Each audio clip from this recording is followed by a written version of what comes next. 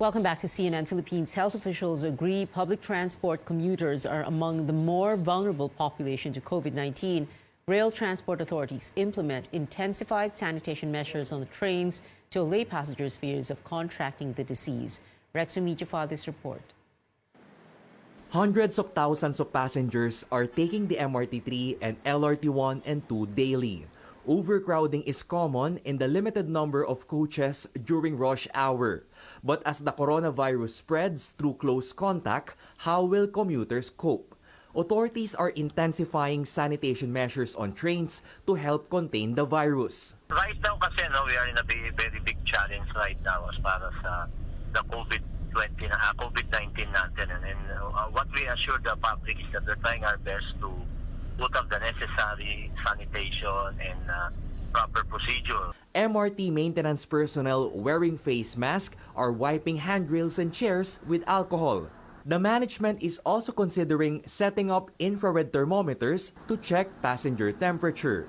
An official admits this might cause delays and long lines, but adds public health is a priority at this time. At the LRT Line 1, cleaners are in hazmat suits armed with alcohol sprays. They sanitize coaches to make sure passengers are safe. While we care for our passengers, we also care for our employees and partners. So, mas nag-double up po yung ating measures to make sure na safe and clean yung LRT1 for everyone. The number of train passengers has declined with a spike in infections. Officials are waiting for guidelines in dealing with an infected person who recently took the train.